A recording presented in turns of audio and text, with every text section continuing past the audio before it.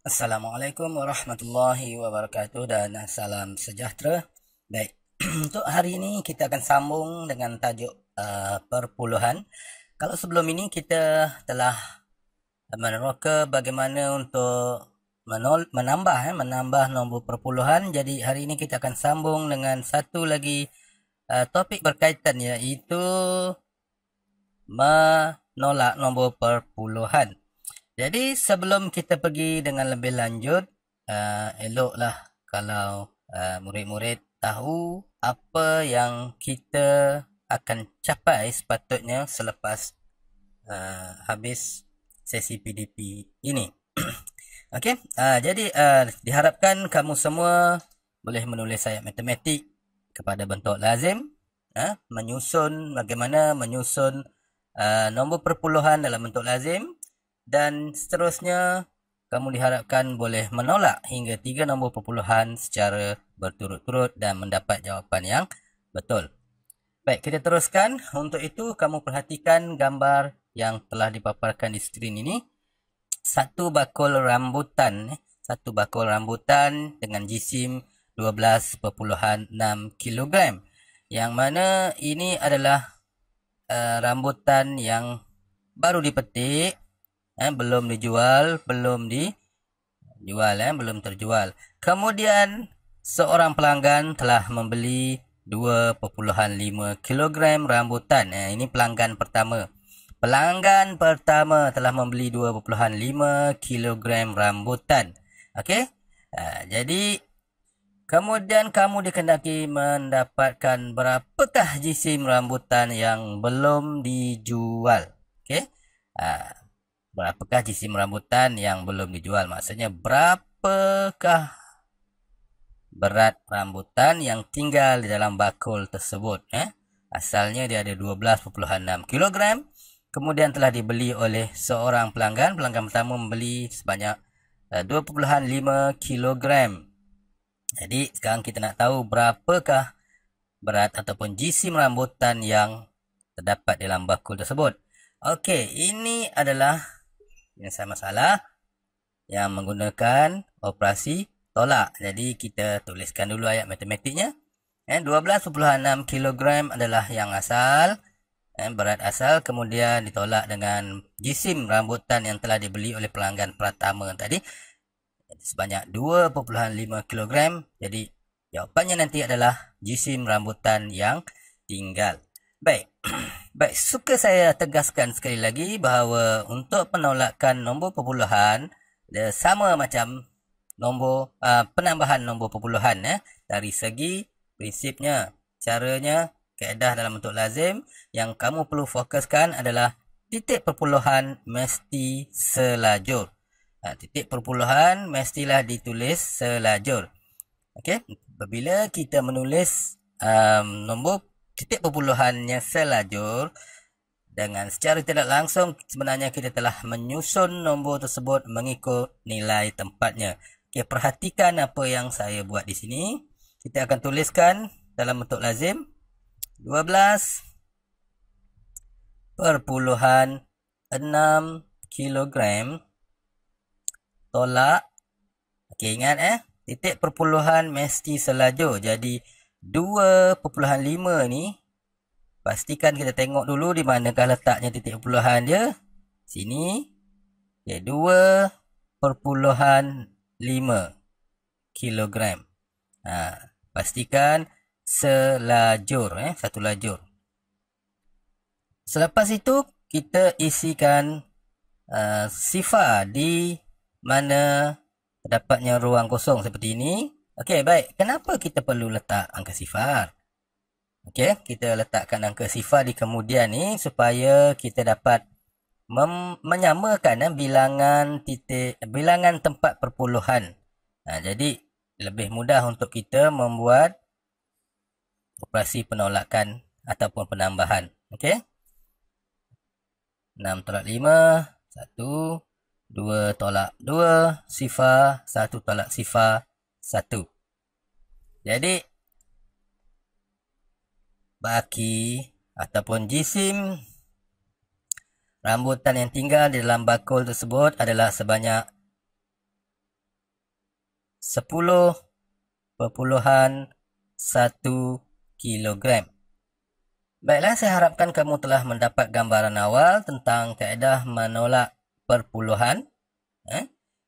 Di mana macam mana kita nak menukar asalnya ayat matematik seperti ini kepada bentuk lazim untuk tujuan pengiraan seperti ini. Okey, daripada ayat matematik kepada bentuk lazim dan seterusnya membuat penolakan. Okey, seterusnya kamu perhatikan contoh yang telah ditunjukkan di sini. Okey, saya bagi masa 2 minit untuk kamu bincangkan kesilapan. Apakah kesilapan yang telah dibuat dalam pengiraan ini? Kamu boleh pauskan dulu video ni. Kemudian bila kamu dah dapat, kamu play balik, mainkan balik video ni untuk mendapatkan jawapan. Baik. Harapnya kamu dah dapat jawapan dia. Apakah kesilapan yang telah dibuat di sini? Okey, kesilapan paling besar atau kesilapan utama yang telah dibuat oleh pengiraan ini adalah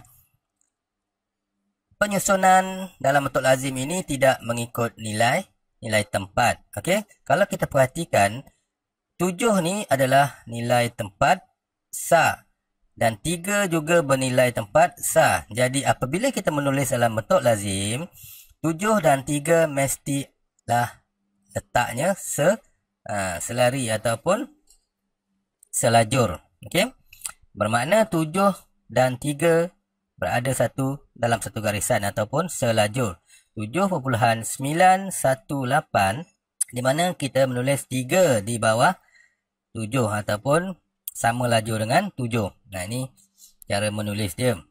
Jadi 3 ini tidak ada titik perpuluhan asalnya. Jadi bila kamu telah menulis dengan betul 3 di bawah 7 mengikut nilai tempat yang betul, jadi kita boleh letakkan titik perpuluhan selari ataupun selajur dengan yang di atas. Dan jangan lupa yang tak ada di ruang yang tiada digit ni kita letakkan sifar supaya bilangan tempat perpuluhannya sama.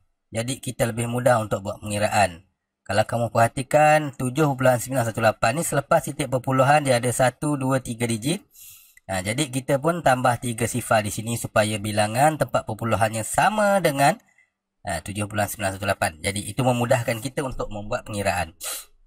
Baik, kita teruskan dengan pengiraan. Kamu tengok ini adalah pengiraan yang sebenarnya. Bukan 7.915 jawapannya, tetapi 4.918. Okey, jadi kita bincangkan kesilapan ini supaya kamu sedar dan kamu tidak melakukan kesilapan seperti ini. Baik, kita teruskan lagi dengan contoh seterusnya. Okey, contoh ketiga adalah penolakan berturut 3 nombor. Nombor bulat dan juga nombor perpuluhan, di mana 5 tolak 0.58, kemudian tolak dengan 4.079. Baik, kita akan tuliskan dulu dalam bentuk lazim. Okay, sebelum kita tuliskan, kita kenal dulu sebab ini tak ada titik puluhan. Nombor 5 ni tidak mempunyai titik puluhan, jadi kita tentukan dulu apakah nombor yang patut dituliskan secara selajur.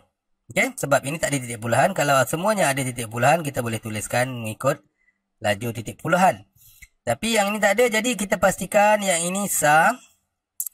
Dan 0.58 sahnya berada di sifar. Yang ini sifar dia 4. Okey, jadi kita tuliskan dalam bentuk lazim 5 tolak di bawah 5 ni mestilah sifar juga, sebab sifar berada di tempat sah. 0.58. Okey. Jadi kita selesaikan dulu yang ini. Tak perlu kita bawah ni kita sambung dengan 4.079. Kita untuk tolak itu caranya. Tapi kalau tambah kita boleh buat sekaligus 3 nombor ni. Untuk tolak kita buatkan satu persatu. Baik, kemudian kamu letakkan titik puluhan selajur.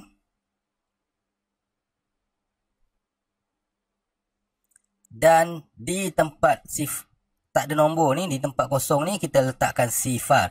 Okey, saya akan tunjukkan kenapa perlu letak sifar. Apa tujuan dia? Yang pertama, supaya nilai bilangan tempat perpuluhannya sama, jadi lebih mudah. Okey, yang kedua, kita nak elakkan kesilapan. Kalau kamu tak letakkan sifar di sini, kamu tengok ramai cenderung untuk membuat pengiraan seperti mana yang saya tunjukkan sini. Ni dia tak ada nombor, dia letakkan je 8, 5. Sedangkan sebenarnya sifar tolak 8 kena buat mengumpul semula ataupun pinjam sebelah. Jadi dah salah jawapan dia. Kan?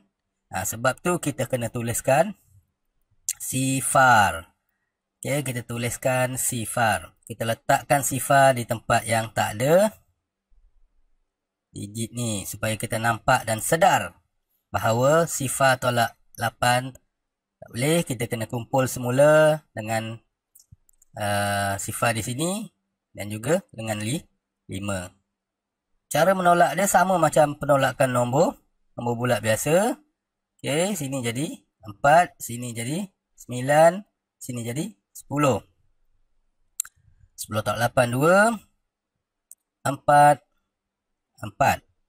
Baik, kita dapat 4.42, tapi kamu perlu ingat bahawa ini bukanlah jawapannya lagi, kerana kita ada satu lagi penolakan, iaitu jawapan ini 4.42 ni perlu ditolak dengan 4.079. Okey, kita tulis semula 4.42 tolak dengan 4.079. Jangan lupa yang ada digit ni kita letakkan sifar supaya nilai bilangan tempat perpuluhannya adalah sama, dan kita sedar dan nampak bahawa di sini adalah sifar. Kita teruskan. Tinggal 1, 10 tolak 9, 1. Ini kumpul semula dengan 4 jadi 3. Jadi 11. 11 tolak 7, 4. 4 tolak 4, sifar. Jadi 5 tolak sifar perpuluhan 58 tolak 4.079. Kita akan dapat sifar perpuluhan 341.